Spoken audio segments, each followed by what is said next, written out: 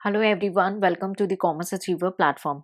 With today's session, we are going to solve one more advanced question on cost of capital. आप सबका बहुत बहुत स्वागत है कॉमर्स अचीवर प्लेटफॉर्म पे। आज के इस सेशन से हम कॉस्ट ऑफ कैपिटल का एक और एडवांस क्वेश्चन सॉल्व करेंगे। अगर आप इनिशियल लर्नर हैं तो आप इन सब सेशन से हमारे साथ जुड़ करके सीख सकते हैं कि न्यूमेरिकल कैसे सॉल्व करना है, और अगर आप एक एक्सपीरियंस लर्नर हैं तो आप इन क्वेश्चंस को अपने लिए चैलेंज ले सकते हैं। आप चाहें तो इसको टाइम मैनेजमेंट के लिए भी अपने लिए प्रैक्टिस में इसे इंक्लूड कर सकते हैं। हिंदी और इंग्लिश दोनों ही माध्यम में हम अपने क्वेश्चन और सॉल्यूशन को डिस्कस करेंगे, तो please stay connected. So we are going to discuss in both the language Hindi and English, so please stay connected. Let's start with today's session on cost of capital. So here we have a summary of balance sheet of a company which is on 31st December 2021. Liability side we have a equity share capital 20,000 shares of rupees 10 each amounting rupees 2 lakh. Reserve and surplus 1,30,000. 8% debentures which is redeemable at par in 2023, that is after a 2-year, amount rupees 1,70,000. Current liabilities we have short term loans 1 lakh and trade creditor 50,000. Then we have a asset, fixed asset 4 lakh, investment 50,000, current asset 2 lakh, total 6,50,000. You are required to calculate the company's weighted average cost of capital using balance sheet valuation. So here the demand of the question is to use the balance sheet valuation. The following additional information is available. 8% debentures were issued at par. All interest payment are up to date and equity dividend is currently 12%. Short-term loans carries interest at 18% per annum. The share and debenture of the company are all quoted on the stock exchange and current market price are as follows. Equity share rupees 14 each and 8% debenture rupees 98 each. The rate of tax for the company may be taken at 50%. तो हमारे सामने question में ये brief detail है, company की balance sheet हमारे साथ share की गई है और ये बोला है कि भाई आपको कंपनी का weighted average cost of capital जो है निकालना है, लेकिन यूज करना है आपको बैलेंस शीट वैल्यूएशन। अगर ये लाइन नहीं दी होती कि आपको बैलेंस शीट वैल्यूएशन यूज करना है तो आप जो स्टॉक एक्सचेंज की डिटेल है उसे यूज करते हैं। एडिशनल इंफॉर्मेशन में हमें बताया गया कि डिबेंचर का रेट है 8% जिसे पार पे इशू किया गया है। सारे जो इंटरेस्ट है वो पेमेंट हुई है टाइम पे और इक्विटी का जो डिविडेंड रेट है वो 12% है। शॉर्ट टर्म लोन का इंटरेस्ट रेट 18% है। शेयर और डिबेंचर्स जो है वो लिस्टेड है, आपके कोटेड है स्टॉक एक्सचेंज में और उनकी करंट मार्केट प्राइस हमारे साथ शेयर की गई है। इक्विटी शेयर 14 रुपए के हिसाब से और 8% डिबेंचर 98 रुपीज के हिसाब से दी गई है। उसके बाद बोला है टैक्स रेट जो है वो 50% है। अगर क्वेश्चन में ये लाइन मेंशन नहीं होती कि weighted average cost of capital आपको कैलकुलेट करना है लेकिन यूज करना है बैलेंस शीट वैल्यूएशन पे, तो हम यूज करते स्टॉक एक्सचेंज के करंट मार्केट प्राइसेस को। लेकिन अगर क्वेश्चन में बैलेंस शीट दे दिया है तो हमें बैलेंस शीट का ही वैल्यूएशन करना है। तो चलिए बढ़ते हैं हम सॉल्यूशन की ओर। So it is very important to calculate the cost of equity first. So we have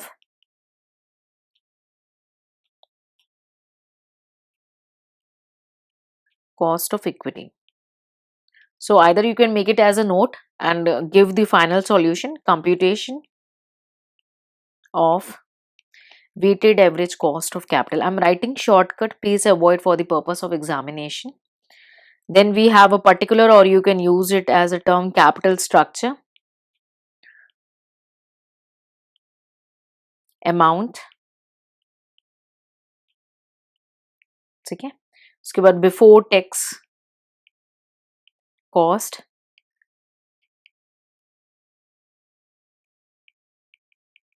after tax cost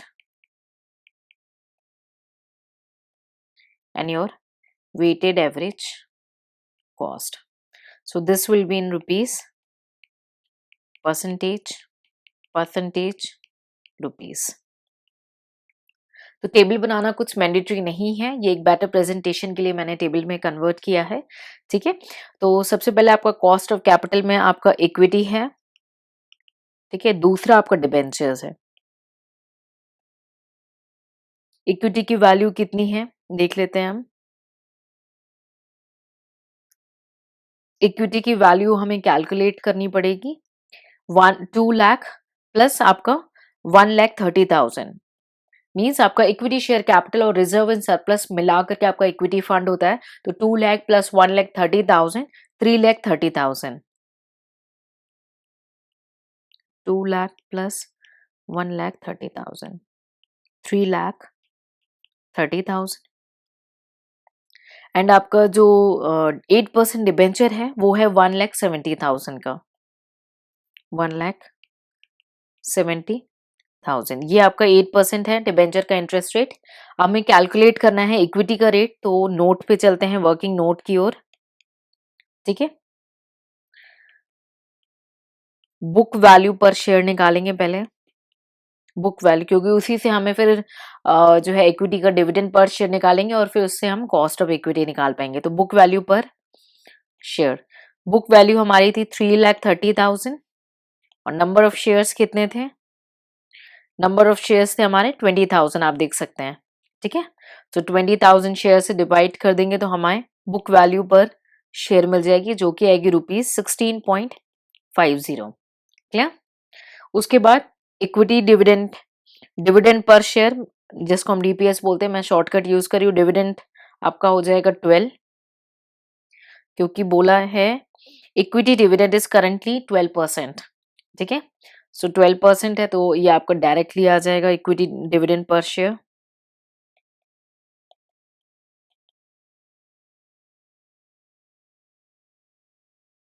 okay, 1.20 and उसके बाद हम कैलकुलेट करेंगे आपका कॉस्ट ऑफ इक्विटी,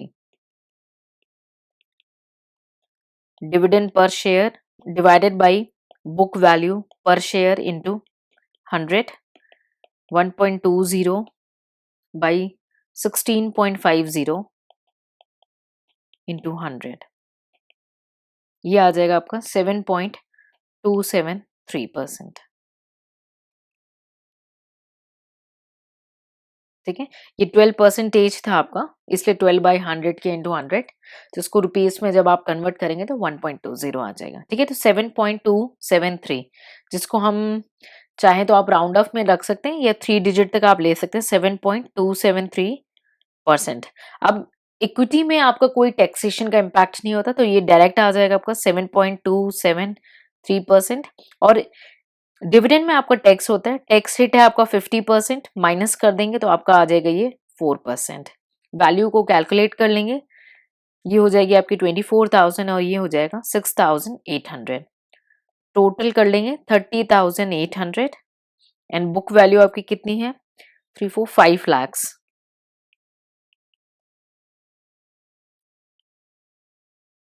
ठीक है, बुक वैल्यू आ गई। अब आप निकाल सकते हैं weighted average cost of capital.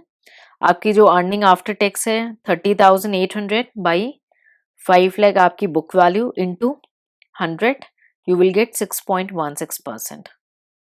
ठीक है, सो बेसिक कैलकुलेशन है। बस क्या चाहिए कि क्वेश्चन की डिमांड जो है, आपको क्वेश्चन की डिमांड तक स्टिक रहना है। ठीक है, so kindly give me a moment to conclude in other language.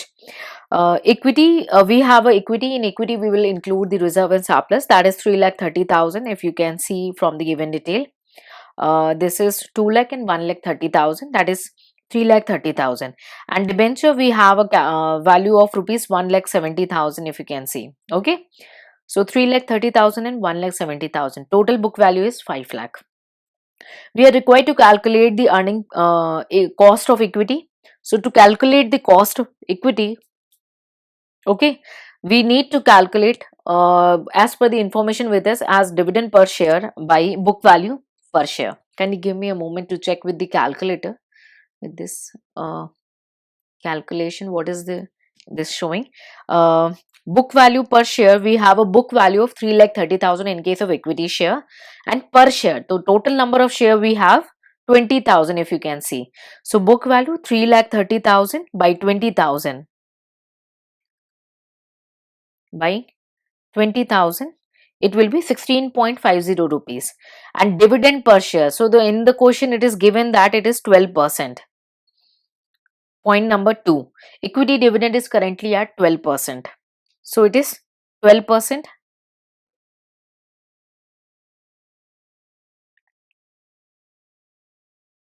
divided by 100 into 100. You will get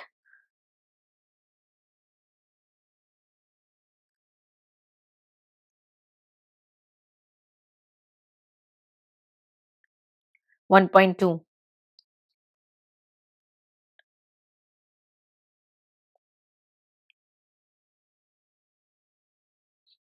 One second, please. I need to check the calculation. 16.50 divided by 12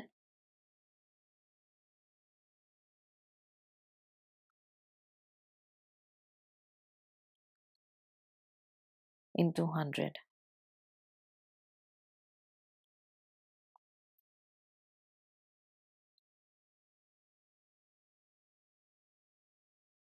It will be 7.273. Okay, so 7.273 will be your before tax cost, and equity there is no tax, so it will be 7.273%. And in case of debenture, it was 8%, and your tax rate was 50%, so it will be reduced to 4%. Now you can calculate the weighted average cost. You can also give these columns as a number 1, 2, 3, 4 and 5, and fifth one will be your 2 into 4. So your 3,30,000 multiplied by 7.273%. So it will be 24,000, and in case of 1,70,000 we have to compute after tax, it will be 4%, it will be 6,800, total amounting to 30,800. Okay, so you can calculate now weighted average cost of capital. 30,800 by 5 lakh into 100 is equals to 6.16. So we will verify this calculation, and it is advisable to, if you want to revise your theory and if you want to recall your basic about the topic, it is advisable to go through the description. We try to share some details in the description, so that if you want to recall your concepts which you have covered, might be a long back, you can just recall while reading on the description.